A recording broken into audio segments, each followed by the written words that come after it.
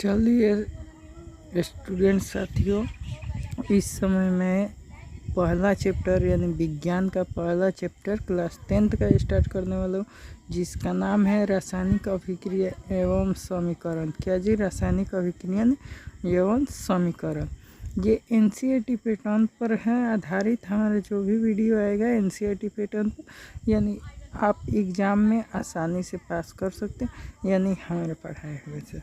तो अपने दैनिक जीवन की निम्नलिखित परिस्थितियों पर ध्यान दीजिए और विचार कीजिए कि क्या होता है जब गर्मियों में कमरे के ताप पर दूध को खुला छोड़ दिया जाता है।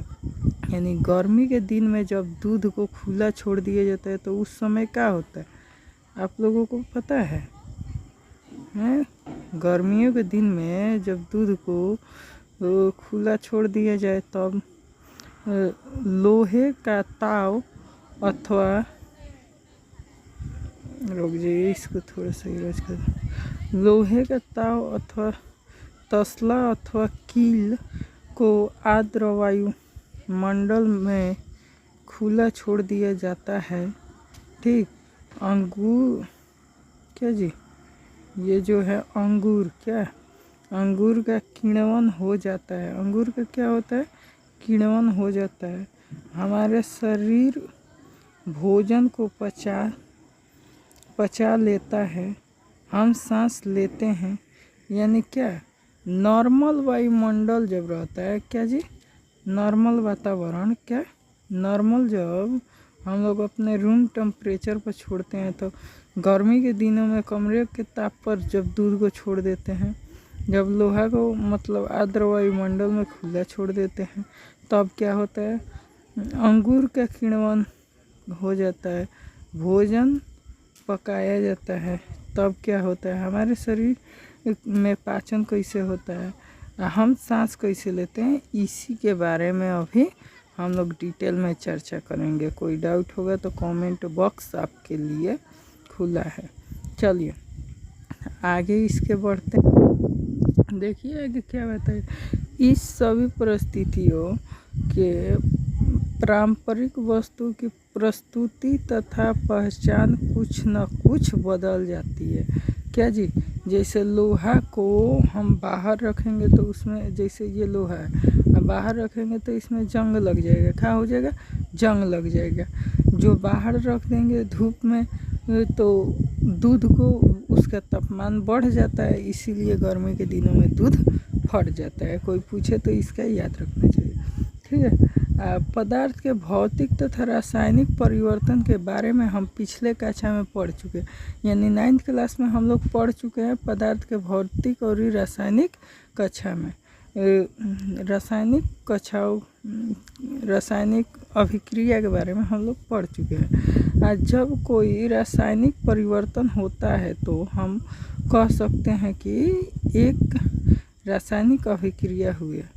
यानी जब कोई रसायन में अभिक्रिया हो, रसायन के कारण वे क्या होगा? रासायनिक अभिक्रिया। आप शायद सोच रहे हैं कि रासायनिक अभिक्रिया का वास्तविक अर्थ क्या है, तो यानी रासायनिक अभिक्रिया आखिर में हम लोग किसे कहते हैं, इसके आपका मन में ख्याल आया होगा। ऐसा सोच रहे होंगे, जाहिर सी बात है कि हम लोग पढ़ रहे हैं तो सोचेंगे। ठीक है। हम कैसे जान सकते हैं कि कोई रासायनिक अभिक्रिया हुई है? इन प्रश्नों के उत्तर पाने के लिए हम कुछ क्रियाकलाप करते हैं, यानी हम लोग कुछ एक्सपेरिमेंट करेंगे आगे, जो किताब में दिया है NCERT पैटर्न पर आधारित है। आप लोग चाहें तो इसको मिस मत कीजिएगा। ठीक है। देखिए, तो सबसे पहले हमें क्या करें, सावधानी पूर्वक यानी बिना किसी असावधानी बरते हुए इस क्रियाकलाप में शिक्षक के सहयोगी की आवश्यकता है, यानी हम लोगों जैसे टीचर की आवश्यकता है। सुरक्षा के लिए छात्र आँख में चश्मा पहन सकते। ज़रूरी है कि कोई भी इसका एक्सपेरिमेंट करे तो अपने आँख में चश्मा जरूर लगाए। लगभग 3 से 4 सेंटीमीटर लंबे मैग्नीशियम रिबन को रेगमाल से रगड़ कर साफ कर लीजिए। यानी मैग्नीशियम का रिबन, यानी किसी प्रकार का छड़ ले लीजिए मैग्नीशियम को। उसका क्या होता है जी, रेगमार आता है जिससे कोई भी मूर्छा और से छुड़ाया जाता है, उसका ले यूज करके इसको साफ कर लीजिए सर्वप्रथम।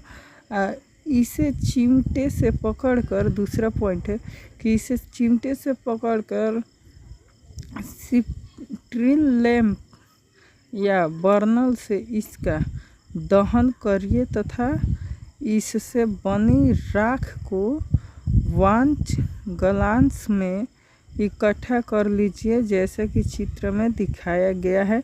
मैग्नीशियम रिबन का दहन होते समय इसे अपनी आँखों से यथासंभव दूर रखिए, यानी ज़रूर अपना आँख से दूर रखिएगा, नहीं तो दुर्घटना हो सकती है। ठीक है।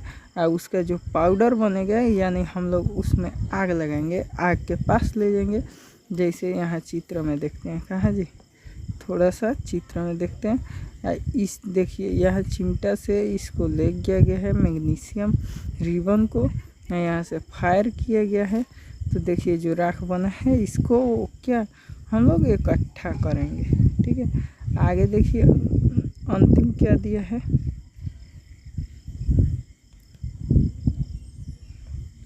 कि अंतिम आपने क्या प्रेक्षण किया, यानी आपने क्या देखा। ठीक। तो मैग्नीशियम रिबन का वायु में दहन कर मैग्नीशियम ऑक्साइड को वाच ग्लास में इकट्ठा करना, यानी हम लोग मैग्नीशियम को इकट्ठा कर पाए, किस मैग्नीशियम ऑक्साइड को इकट्ठा कर पाए, यानी उसमें से कुछ पदार्थ जल गए, मतलब वायुमंडल में चला गया, कुछ पदार्थ बच गया। इस प्रकार से फर्स्ट वीडियो यहाँ कंप्लीट करते हैं। जय हिंद। मिलते हैं मेरे प्यारे साथियों नेक्स्ट वीडियो में, तब तक के लिए धन्यवाद।